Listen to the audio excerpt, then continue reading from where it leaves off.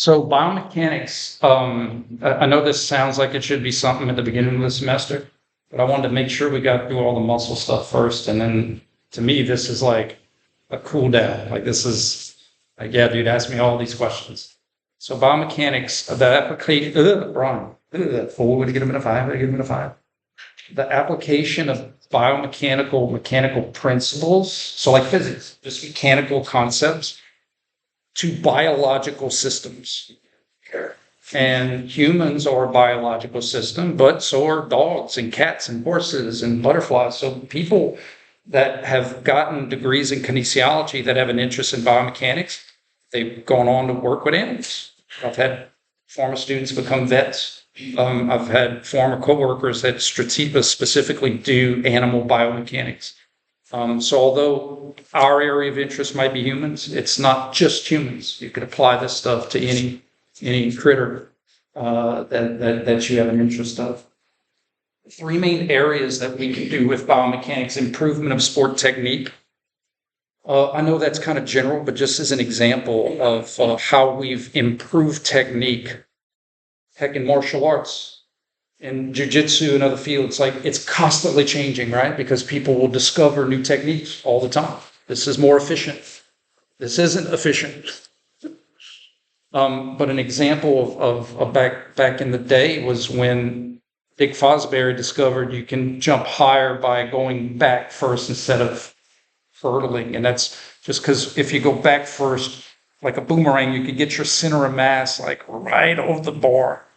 Versus if you hurdle, your center of mass has to be higher. So like it was examples of improving something based off of a technique.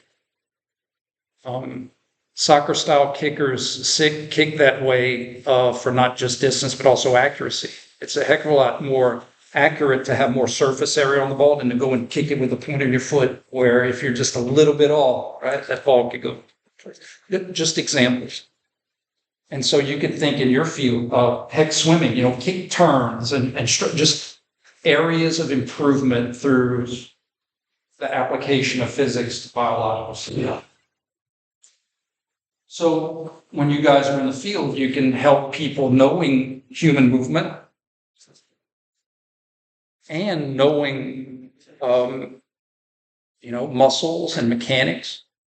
Improving someone's technique could be identifying imbalances, right? Well, let's try to make us function symmetrical, and then you might be able to go be better at that task if we had more symmetry.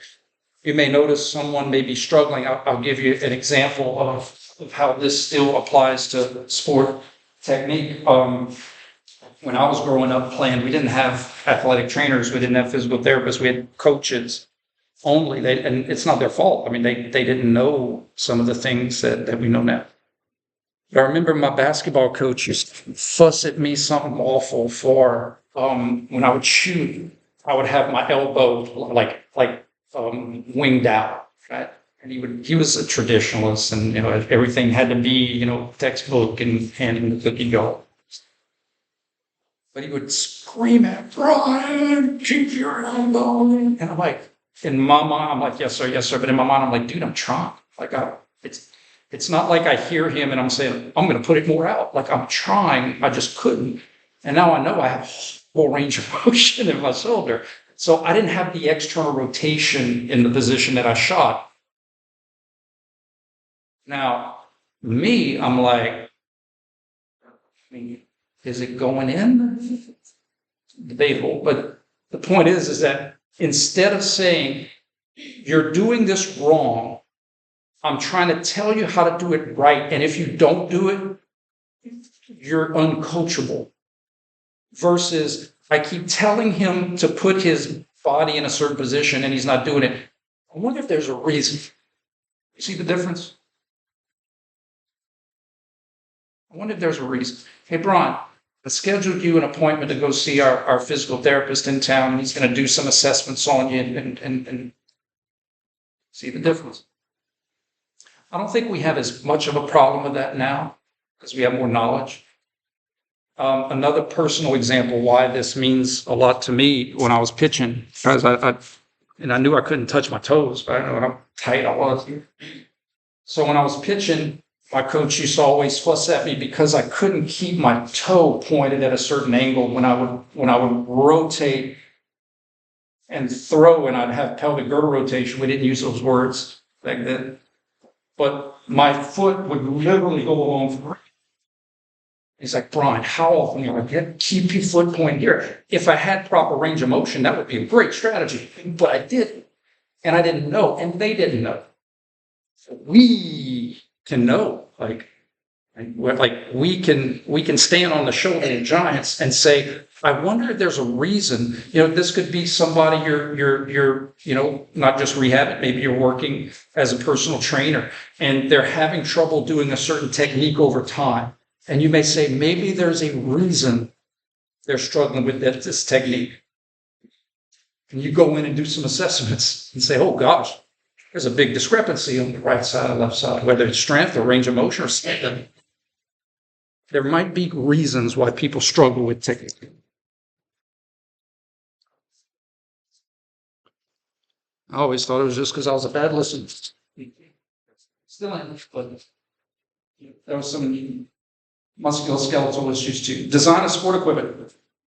All the new rackets and golf clubs and courts and turfs, and I mean, that's all biomechanically related. Even something simple like wiping down the basketball, to get the dust off. Because if, how they say, well, they say it because it's true, the most dangerous time to be on the road is right when it starts raining, because the water mixes with the dirt and you have mud, and mud could get in between the imperfect surfaces of your tires and the road, and now you have smooth on smooth instead of unsmooth on unsmooth. So that could be very similar. You have dust on the court that could get into your wedge in between your sneakers, your soles, and then all of a sudden, instead of gripping, it's slide, wiping the court down. Sometimes design sport equipment could also be rehabilitation. Like somebody had to design all those pieces of equipment in the weight room. There was biomechanists involved in designing these things to be adjustable. Like, we want to try to make this piece of equipment fit for 95% of people that come into the weight room. How are we going to do that? Well, we need to adjust this. We need to be able to adjust it. That's all biomechanics. Applying physics to biological systems. Sometimes there's a conflict of interest with performance and injury. So like, we can make artificial surfaces where people can run really fast, but in doing so, there's a lot of force coming back, and people on those early turfs, artificial turfs, were ripping out ligaments and having massive concussions because it was so rigid. And so it's like, ooh, maybe we made this too good for performance and at the detriment of safety. And so now we have those hybrids that give a little bit more. An example I like is NASCAR, where they could make those cars go 400 miles an hour. Probably not going to make the turn. They could make them go faster, but at what expense to safety? So sometimes these performance things we do with equipment can come at the expense of safety concerns. I'm not saying every time, but there are some times where things can get too efficient. And one that you guys are probably going to be interested in, and that's prevention of injury. Not just with external mechanics, guys, but with people. Let me just make sure I have a slide about it with the occupational stuff. Yeah, so I'm going to introduce it right here. You have a vision of what you want to do after school, and that's cool. But a lot of times, for your first job is going to be where the money's at, relative to where you want to work. Like, oh, I want to work back home. That's cool. How many jobs are open when you work back home? One. Well, how bad do you want to work back home? So a lot of friends that I've had that were physical therapists or went into allied health was because of motivation from an injury they sustained. Like I tore my ACL when I was motivated to. And then they learned, wow, ACL tear rehab is a very small piece of the allied healthcare. It's not one that you can't do, but just doing ACL rehabs is not going to put food on the table. I mean, huh? So one place that will put food on your table is working with old people. Old people are great. They're funny as heck. Say what's on their mind, never a dull moment, living longer. But anything, whether you're an athlete, whether you're an occupational worker, or where are my OTs, future OTs at? What is a child's occupation? To be a child. That's their job, is to be able to play and do things that a child should do. That's their occupation. What's the occupation for a retired older person? The function. Their job is to hopefully have as many functional characteristics or activities that they live in. That's their job. So that's why OT is more than just working with drivers or offshore workers. It's a spectrum of people because our jobs could be to cook and clean, drive. Okay. So it's very similar here when I'm talking about prevention of injuries. A lot of what's going to pay your bills, whether you're personal trainers or therapists, is working with people on their posture, on their form, their lifting.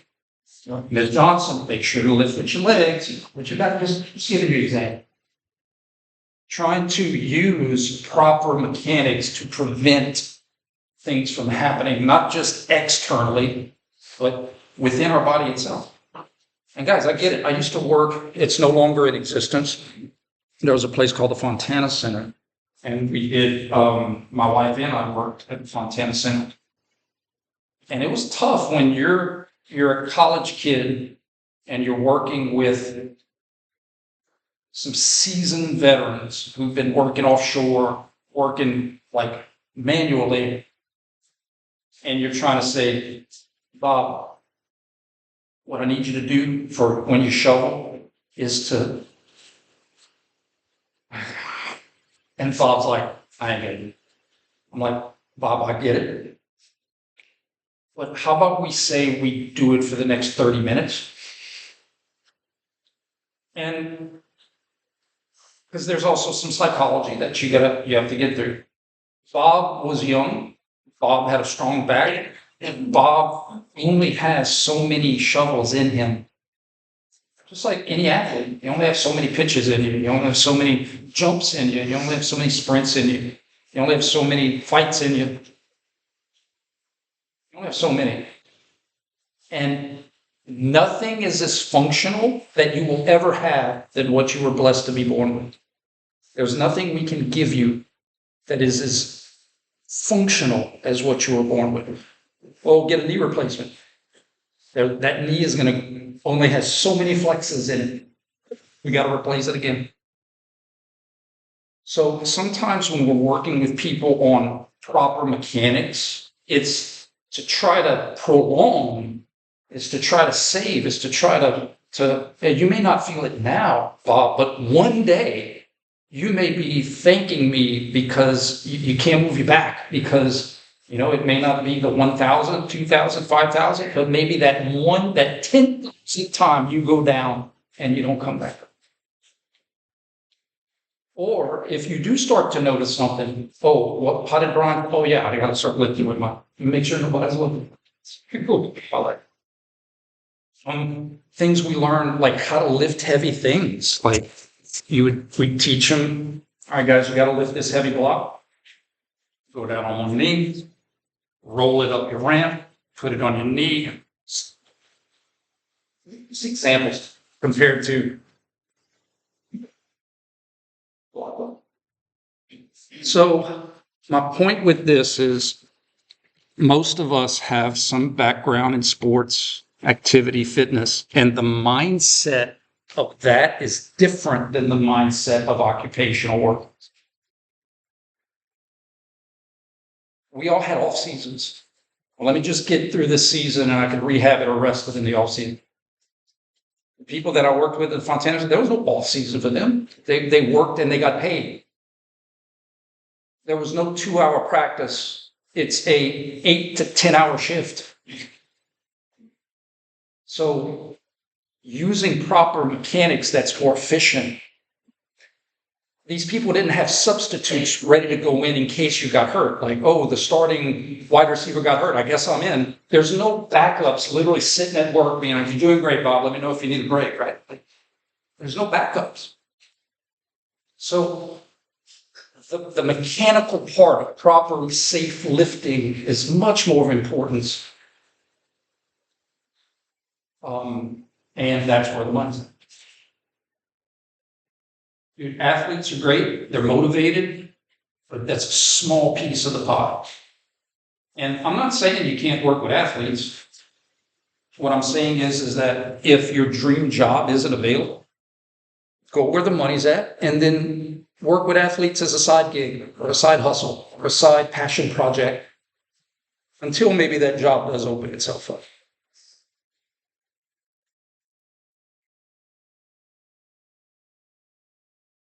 Man, we use biomechanics. There's technology you guys may learn in grad school. At Auburn, we use Dartfish Tech, but I'm sure now there's all kinds of stuff where you could use tools to slow motion capture, where you can, it's not just eyeballing it. You could literally do videos and use some of these techniques to show them where you want them versus where they're at. So you could use some of this tech as a teaching tool to try to help the people you're working with, whether it's athletes or non-athletes. Man, this is a big and growing field. Does anybody know anyone who's in prosthetics and orthotics school? It's a growing field. Because I think sometimes we think just limited to people that are missing a limb, but it's way beyond that. Way beyond that. Prosthetics and orthotics school. Think about the biomechanics you need to have to be able to make these custom for somebody. Like you're not gonna make an orthotic one size fits all when it's custom. Right? You got to tailor it to their shape. And I've seen friends of mine do this. It's really cool. You could do plaster casts and then you can make, and it's just really neat hands-on stuff that they can do. And we talked about design of exercise and rehab devices. But it's not also design, it's having a basic understanding of how to use it too, right? I remember one of my guys I work for in athletic training, he's like, you give me a chair, a TheraBand, and an ice machine, and I can rehab an ACL. Because he knows how to use it. So it's not just the equipment, it's knowing how to use the equipment. Reverse engineering. All right, guys, let's go more to the occupational biomechanics. I don't think, I could be wrong. I know that you guys get introduced to a lot of careers. OT, PT, PA, MD. I'm here to introduce you to a couple fields in my area that you may not have heard of. Okay. So occupational biomechanics, another word for that is ergonomics. I've heard of ergonomically design this or ergonomics. It's not just equipment, it's ergonomically using efficient lifting techniques. And where the money is in here is working with businesses, companies, working with administrative assistants who are seated at a desk all day, who might be prone to certain injuries, and giving recommendations on how to reduce or prevent or minimize the chance of injuries. Because if someone gets hurt, now you got to pay workman's comp, you got to pay them, and you got to pay someone to replace them. There's a lot of money in saving companies money from people getting injured on the works. like there was a ratio, I'm sure it's changed by now, but it was like for every dollar you invest in workspace ergonomics, you save like $4 back in healthcare expenses. So whether or not you're slinging tires at a Uniroll factory or lifting heavy things, or again, working in an administrative, there's schooling you can do to give professional advice. As an example, you notice at a work site, someone's sitting at a desk for hours at a time. One of the recommendations you may make is every 30 minutes an alarm needs to go off and they do one lap around the office. It might be an hour. I noticed that the filing cabinet is to the right and the bottom, so there's so much twisting, and so that's a bunch of that isn't good. So we're going to elevate the filing cabinet and put it on a thing so that way there's not flexion and twisting. Or it could be their cervical position being on the phone. Back in the day, that was a big thing for chronic neck injuries. And there's certain recommendations, whether it's a not heavy lifting, more of a postural thing, or the heavy lifters, where we're going to design equipment to help them lift this thing up so that they don't have to do it manually.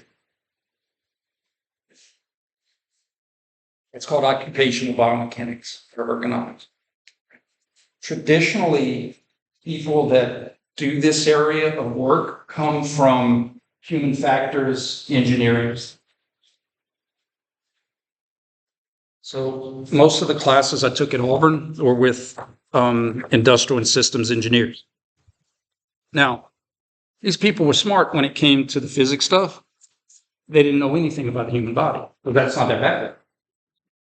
So the mechanics part, they were all about. But when it came to the biology part, everything to them was corporal. So they didn't have a background in how the body works and how the body moves. So I like to tell my students is you did the hard part getting through kinesiology, and you could just learn a few physics stuff and apply that. And you're swimming beyond them because they don't have a good background of human movement. They got the engineering part. So that is definitely a field that you could explore or look into that's not traditional ETOT. Not that those are great. I'm just trying to give you something that you may never have heard of and explain why the demand is high, because you're doing a service to them by creating safer working environments. Biomechanically. I'm not saying you're there to give advice on explosives or, this might be true, like literal mechanical advice on trying to minimize injury in work settings.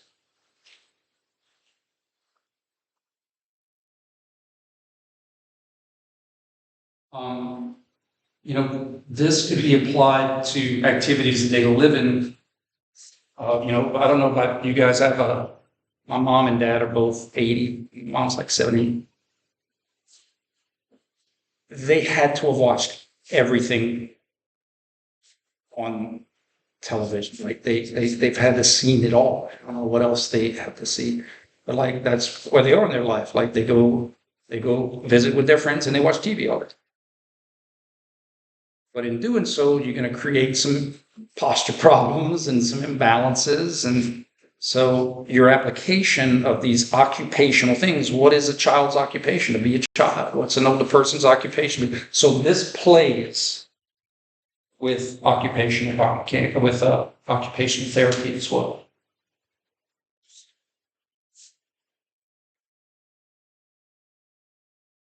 You can be a teacher like this dude. And that's why you don't put tomatoes in your gumbo. So some of the things, if you're curious of, if you wanted to teach, whether that's like full-time as a professor or part-time as an adjunct.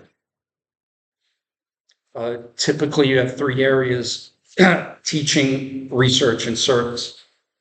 I love teaching. I love service.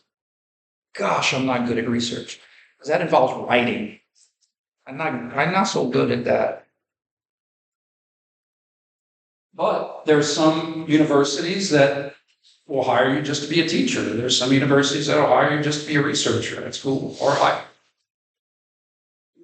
So in research, and I'm introducing you to this because y'all are going to probably, I would hope, see it in grad school.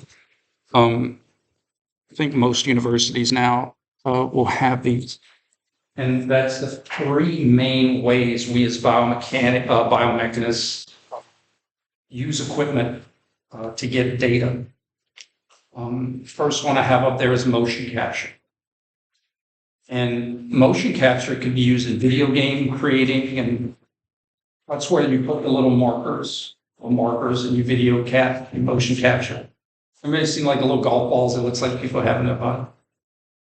And those markers and the cameras are used to create a three-dimensional picture of whatever you're recording, and then you download that to your computer and you process it, and then you can literally slow it down and look at their form, or it's just a lot more accurate if you're really trying to get into the nuance of research. It's like if you were working with Mrs. Robinson on her mechanics. I don't think you need a mocap Mrs. Robinson.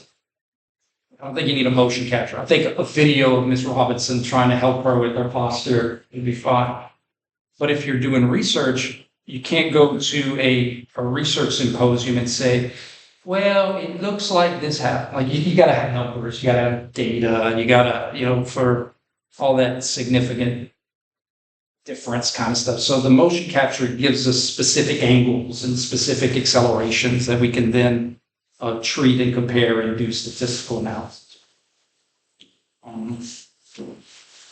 They have different systems.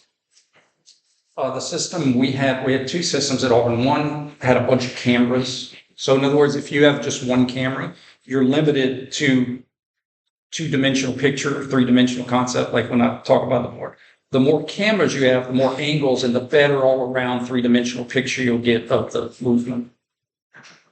And then they have this system called a flock of birds, which is where it's really kind of cool. It's trading off accuracy for convenience. So they'll just strap on these sensors and they'll create an electromagnetic bubble around you. And it's just a heck of a lot quicker and easier to get some data. It's not as accurate as this, but it also costs a heck of a lot less, and it's a lot easier to just strap on and go. You're limited to the bubble, to the electromagnetic bubble. But some of you guys, when you go to grad school, might do some motion capture stuff.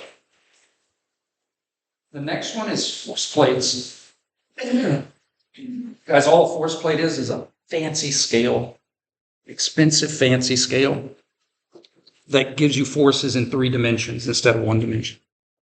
So in other words, when you step on a scale, all you're getting is the ground reaction force. Force plates get you the ground reaction force plus friction in all directions. And you can assess gate patterns with force plates. So at Auburn, we had a force plate that we sunk into the ground, where we built the ground up. And we would do gate analysis, and people would walk, and you could see how they transfer their forces and compare it to norms. And you can do squat research, jump research, and look at the forces in 3 dimensions and check for imbalances. Is this kind of like the Spartan testing? What's that? Spartan test? Yeah. Some force plates you could just slap on a floor. Kind of cheap ones. Look at the pictures. Yeah. The one, and everything's about trade-offs. Those are much more affordable, practical, but they're not as accurate because they're not sunken. Like they're elevated. Yeah. So if you were doing like practical stuff, working with Mrs. Robinson, but if you were like, I wonder if this technique has a difference, then you would need something more to control all the variables. Yeah. There you go. They progressed. The ones now, I didn't have these toys, but now they have them. I remember at the lab where they literally had the whole bottom taken out, and you could rearrange the plates like to put false plates on the force plate so you didn't know where it was. And, those are going to be a lot more accurate. But again, if you're just using it for practical, nothing wrong with that. Some of the tools you're going to have in the field aren't going to be as accurate as, let's say, in an ER of a hospital. But it's okay. It gives you some way of measuring. Yeah, cool.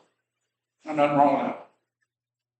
But you wouldn't, but the key thing, like on a test question or something, it would definitely be something you would use in the field practically, but you wouldn't want to conduct research on it, if that makes sense, right?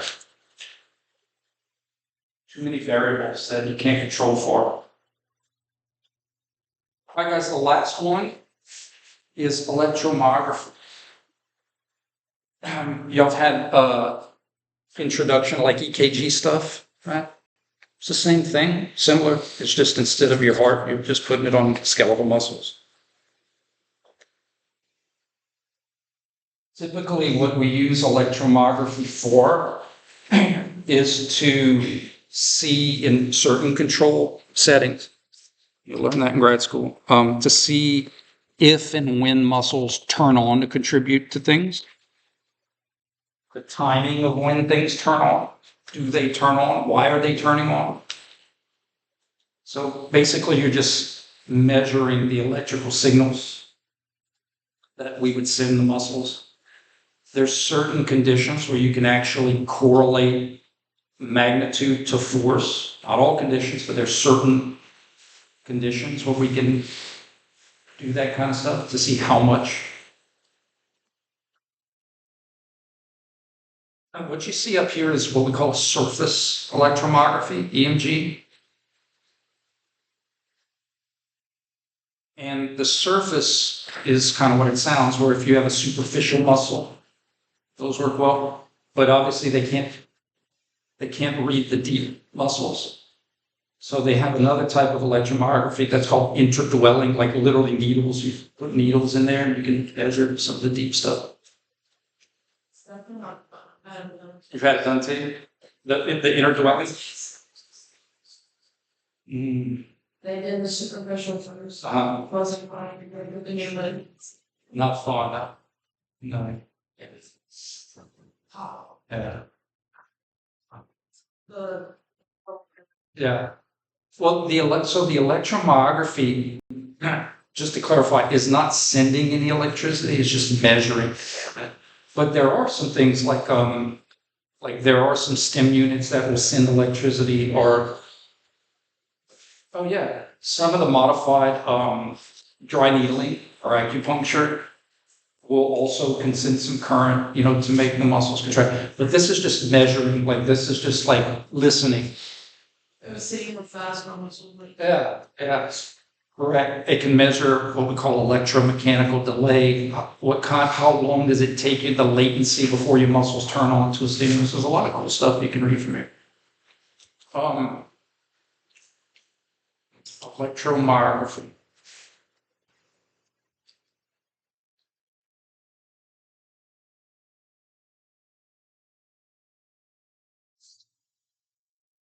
So your service, if you work at a university, you just have to do, they categorize it, community service, and then like departmental service, it's just certain committees, or I get asked every now and then to do like honors projects or special projects, that counts for that. University service, or get serving on committees, and then doing stuff with your community.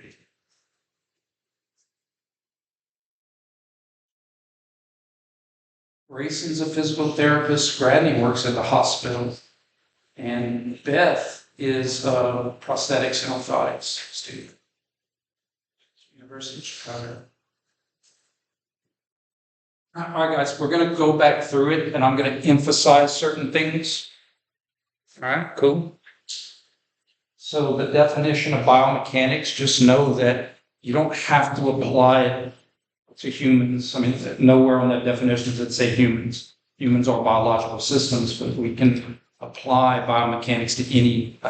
You can use biomechanics to look it up, butterflies fly, which sometimes is important because, sometimes the private sector will use animal models to help create or project non-animal things for us to use, like, studying how these animals swim could make more efficient, like drag, for instance. When you're swimming, drag is just like water resistance against you. So like by studying dolphins, studying fish, you could create more efficient suits to be more drag resistant, just examples like that. Sometimes animals could teach us a lot.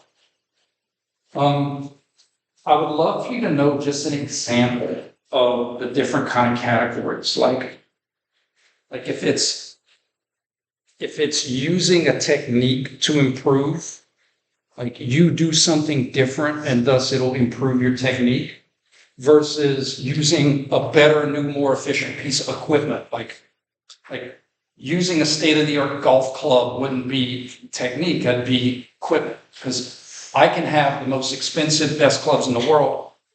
I'm not hitting the ball straight off of the tee. Technique is off.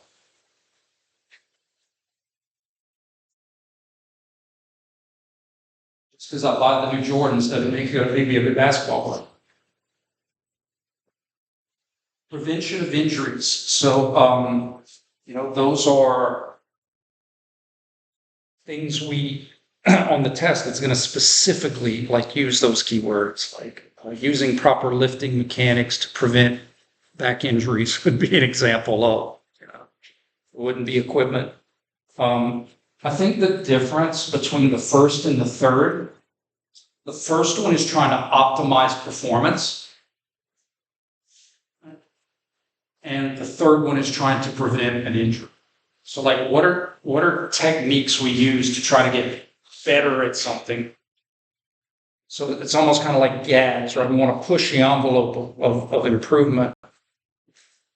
And then the other one is what can we do to not to put on the brake, to not push the envelope of.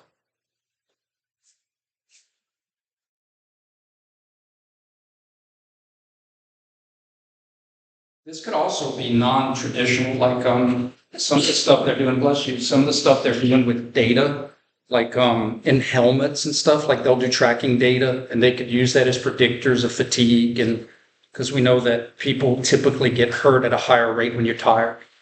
So when your body's going to make a mistake, muscles are going to fire when they're not supposed to, or not fire when they're supposed to. I think I use the example, when you're tired and exhausted, that's when you put the milk carton in the cabinet and you put the cereal box in the refrigerator. Body's no different.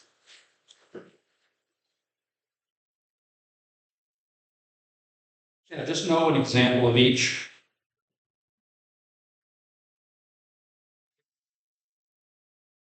This is the stuff right here is things you can do with biomechanics. You can, analysis of basically help people get better at whatever their sport is by using biomechanical techniques. Very self-explanatory, very self-explanatory. So this is the part where we get into the jobs.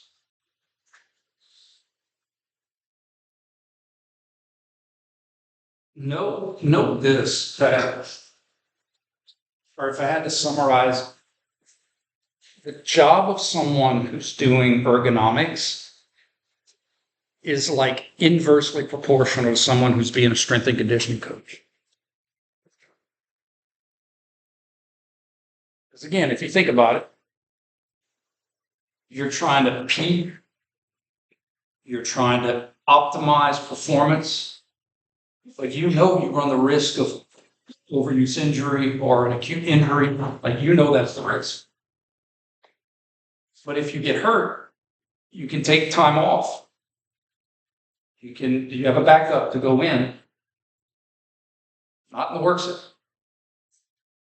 So typically in the work setting, it's a much more, hey, let's just be safe and cautious, not push the envelope. Does that make sense? It should be kind of common sense, but I know that's kind of weird for us because we are typically go. And in the work setting, it's actually let off. Again, there's no off season. You know, it's a good example to me of this is wrestlers. You know what I'm talking about? Like wrestling, like WWE, and everybody know what I'm talking about? So like people, we had so many of these conversations at Auburn. Wrestlers are stuntmen and women. So in other words, it's actually harder. So if you were a movie stunt person, people would say wouldn't have a problem with me making it look like I hit you, but I didn't. That's actually harder than me just hitting you. To make it look like I hit you, but I didn't, that's talent. So even though the matches are scripted, the bumps they take are real. The cumulative bumps and the risks of falling from chairs and hitting you back on the mat. And the main thing is, especially back in the day, there was no off season. You know, again, like I worked college athletics, and it was common for one of my girls, shoulder pain all through the season. The doctor's like, it's not going to get any worse. Manage the pain, and we'll fix it in the off season. So manage the pain, got her through the season and off season, had corrective surgery, rehab, we're ready to go. Like in the work setting, that's not always the case, right? Or think of it like this. It's not that you have to work through injury. It's just if you get injured, you're costing your company money. I'm not saying that's a bad thing, but again, they're going to still pay you, and then they got to hire someone to do that job too. So it behooves them to try to put you in a position where you don't get hurt. That makes sense?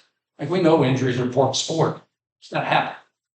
But in the work setting, we're trying to minimize as many injuries as we can.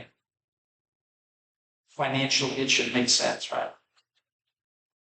So I always thought that was kind of neat, how there's kind of a conflict of functional interest between training for peak performance and training for work setting.